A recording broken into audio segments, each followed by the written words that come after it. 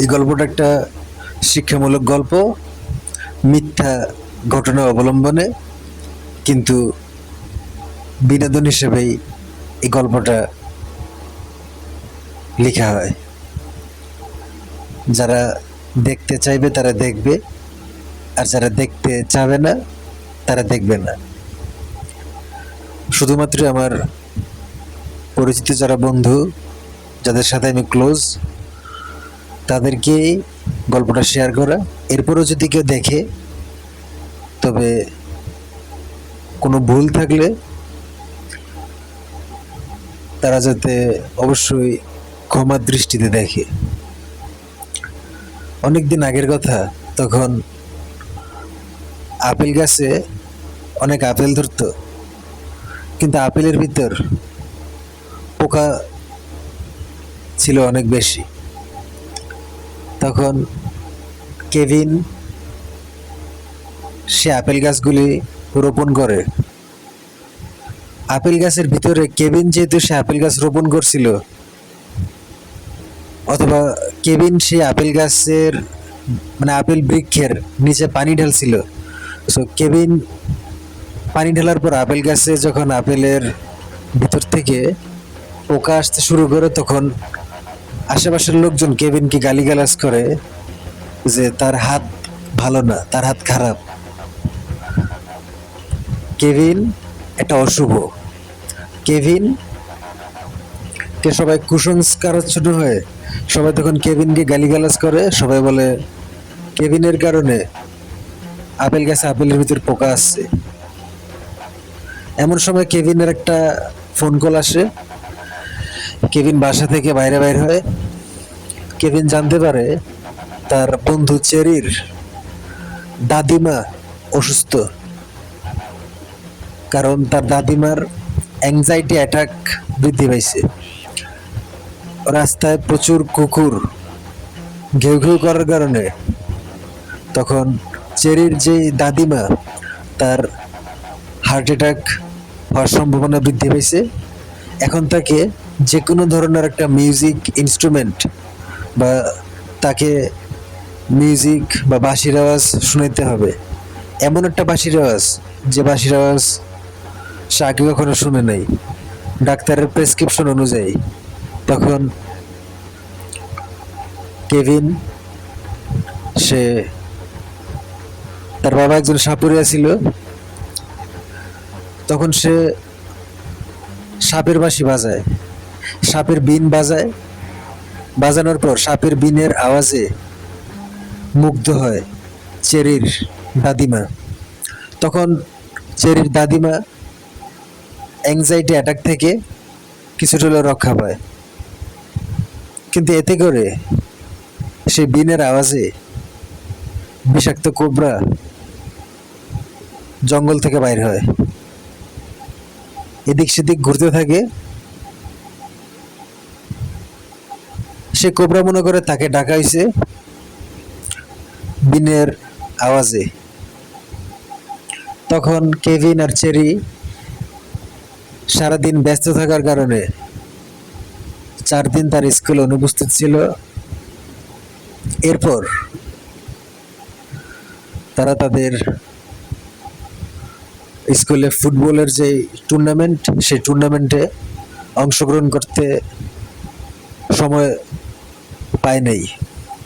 তখন তখন কেভিন দৌড়াতে থাকে, তাকে তাড়াতাড়ি স্কুলের অ্যাসাইনমেন্ট সম্পূর্ণ করতে হবে।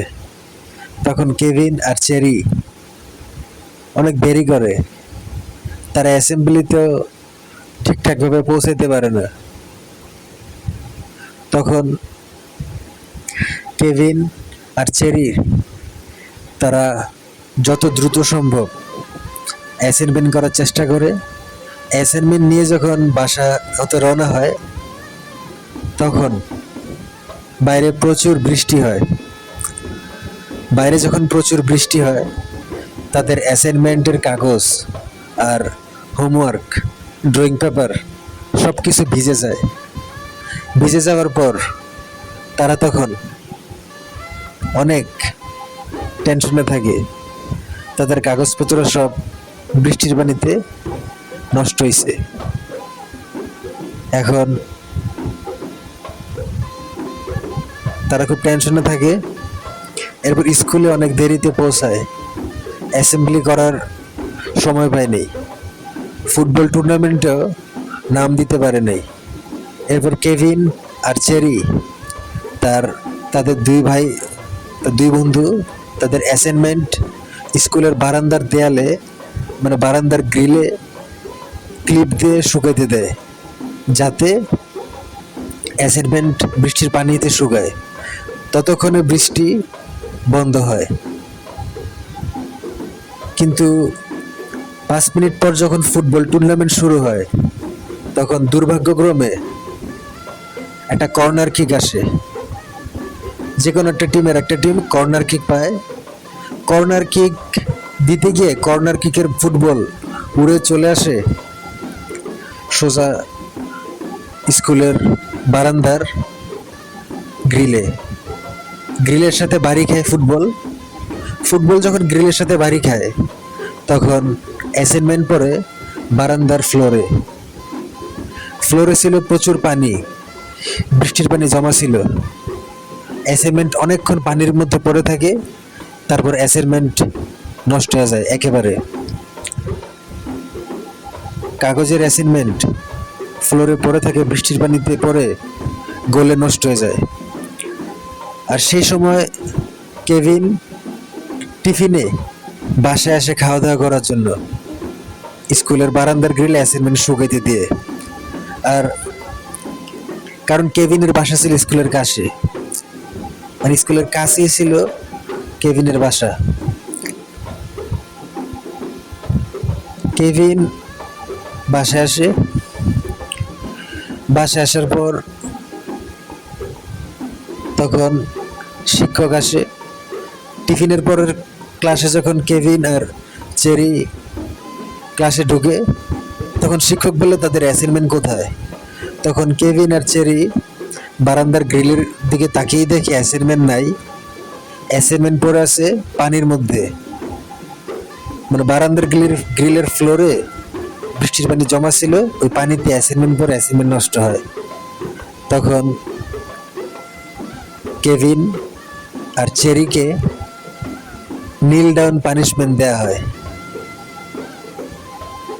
1 ঘন্টা তাদেরকে বারান্দায় নীল ডাউন দেয়া হয়।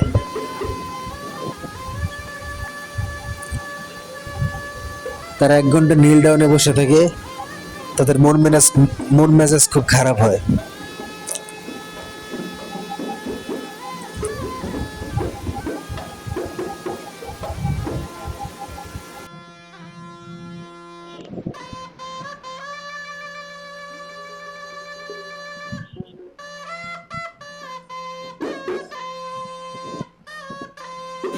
কিছুক্ষণ পর তাদের শারীরিক শিক্ষার শিক্ষক রেফারির মুখে একটা ফুটবল পড়ে, খেলার মাধ্যমে ফুটবল ছিটকে পড়ে সেই রেফারি শিক্ষকের মুখে।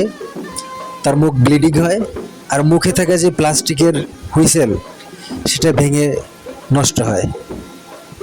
এখন আশেপাশে কোথাও স্টেডিয়াম স্টোর না থাকায় আরেকটা হুইসেল পাওয়া অসম্ভব। সেই সময়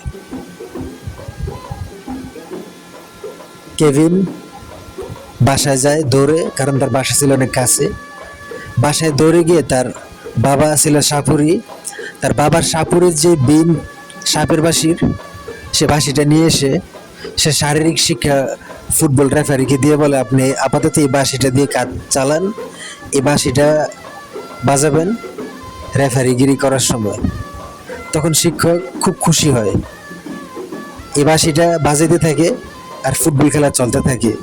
কিন্তু এই বাঁশির আওয়াজে সে জঙ্গলের বিষাক্ত সাপ স্কুলের মাঠে প্রবেশ করে। স্কুলের মাঠে যখন প্রবেশ করে এই বাঁশির আওয়াজে, আর কোনো বাঁশির বিকল্প না থাকায় এই বাঁশিটাই শারীরিক শিক্ষার শিক্ষককে ব্যবহার করতে হয়। আর সেই সময় স্কুল মাঠে কোবরা আসে, সবাই ভয়ে চলে যায় ক্লাসরুমের ভিতর। কিছুক্ষণ পর সে কোবরাটা আবার বিদায় হয়। সে কোবরাটা কারো কোনো ক্ষতি করে না, কারণ সে প্রাকৃতিক কোবরা। কিছু কোবরা খারাপ হয়, কিছু কোবরা ভালো হয়, ভালো খারাপ মিলিয়ে সাপের ভিতর। তো এই কোবরাটা অনেক বিষাক্ত সত্ত্বেও এই কোবরা কারো কোনো ক্ষতি করে না, কাউকে কামড় দেয় না। তখন ফুটবল ম্যাচটা অসমাপ্ত থাকে, ফুটবল ম্যাচটা আর কমপ্লিট হয় না। এরপর তারা সবাই স্কুলের ভিতর আসে। সকল ছাত্র ছাত্রী, শিক্ষক শিক্ষিকা কেভিনকে গালিগালাজ করতে থাকে। তোর কারণে আজকে আমাদের স্কুল মাঠে সাপ আসছে, তুই যে বাঁশি দিছস রেফারিকে ফুটবল খেলা নিয়ন্ত্রণ করার জন্য, সে বাঁশি দিয়ে উল্টা নিয়ন্ত্রণ করতে গিয়ে আরো বিপদ আসছে। তখন কেভিন বলে, এতে কারো তো কোনো ক্ষতি হয় নাই, কেউ তো সাপের কামড় খায় নাই। তারপরও সবাই তখন কেভিনকে স্কুল থেকে বাইর করার জন্য নির্দেশ দেয়। কেভিন খুব কান্নাকাটি করে। সেদিনটা ছিল কেভিনের সবচেয়ে খারাপ দিন।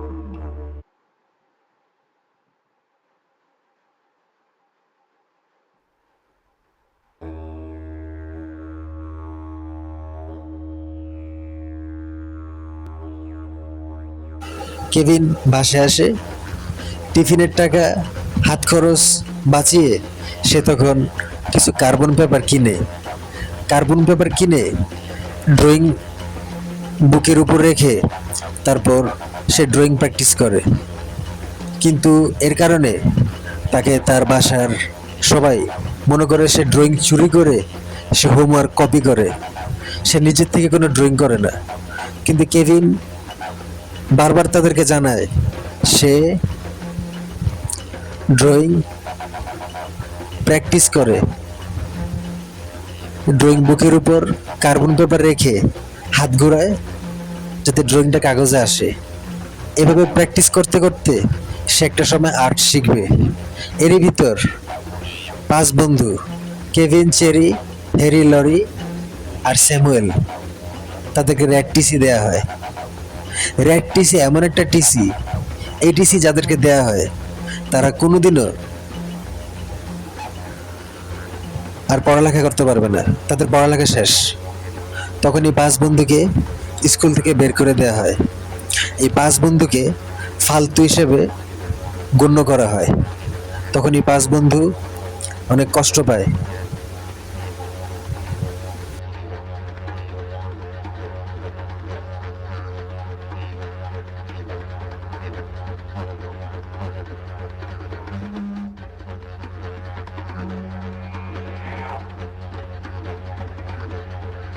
এমনকি তাদের পরিবার থেকেও তাদেরকে লাথি মেরে বিদায় করা হয়। কেভিনকে সবার আগে লাথি মেরে বাইর করা হয়। কেভিন লাথি খাওয়ার পর বাসা থেকে বাইরে হয়। তারপর একটা রেস্টুরেন্টের ওয়েটারের জব নেয়। কিছুদিন পর কেভিনের সাথে বাকি 4 বন্ধু কেভিনের সাথে রেস্টুরেন্টের ওয়েটার হিসেবে তারা কাজ নেয়। 1 সপ্তাহ পরেই তাদেরকে রেস্টুরেন্টের মালিক রেস্টুরেন্ট থেকে কিকড অফ করে, বের করে দেয়। তখন কেভিন এবং স্যামুয়েল, চেরি, লরি, হ্যারি তারা 5 বন্ধু কান্নাকাটি করতে থাকে। তারা খুব টেনশনে থাকে, তাদেরকে বাসা থেকে বাইর করা হয়েছে, তার একটা কর্মক্ষেত্রে যায়, সেই কর্মক্ষেত্র থেকে তাদেরকে কিকড অফ করা হয়। তখন মনের দুঃখে তারা 5 বন্ধু সি বিচ যায় কাজের আশায়। সি বিচ যাওয়ার পর তারা চিন্তা করে তারা 5 বন্ধু স্পিড বোটের অ্যাসিস্ট্যান্ট হবে। স্পিড বোট যে চালায় তার অ্যাসিস্ট্যান্ট হিসেবে সে চাকরি করতে চায়, কিন্তু স্পিড বোট F20 সে 5 বন্ধুকে রিজেক্ট করে।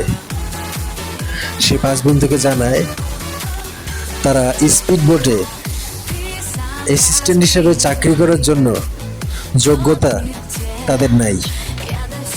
তখন সে 5 বন্ধু মনের দুঃখ নিয়ে তারা ফটোগ্রাফিং করার জন্য সি বিচে যারা ফটোগ্রাফিং করে একটা ছবি তুললে 20 টাকা অথবা 50 টাকা পায়।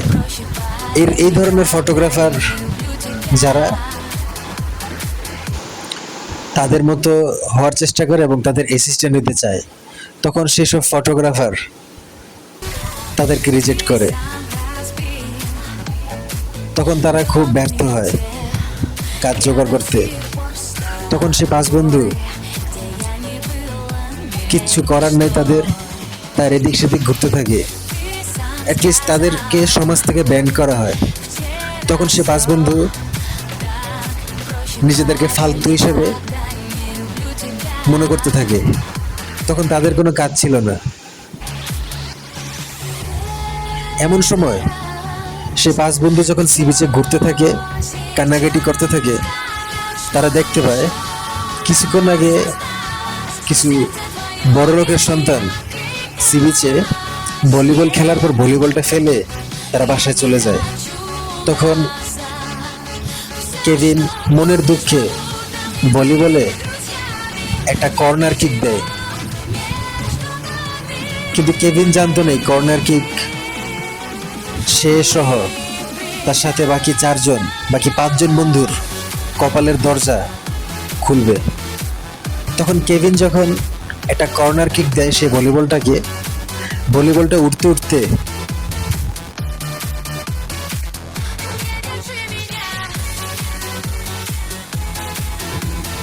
কর্নার কিক খাওয়ার পর সেই ভলিবল উঠতে উঠতে সি বিচের সমুদ্রের দিকে যাইতে থাকে এবং গিয়ে সেই ভলিবলটা একটা জাহাজের উপর পড়ে, যে জাহাজটা ছিল নেভিদের জাহাজ।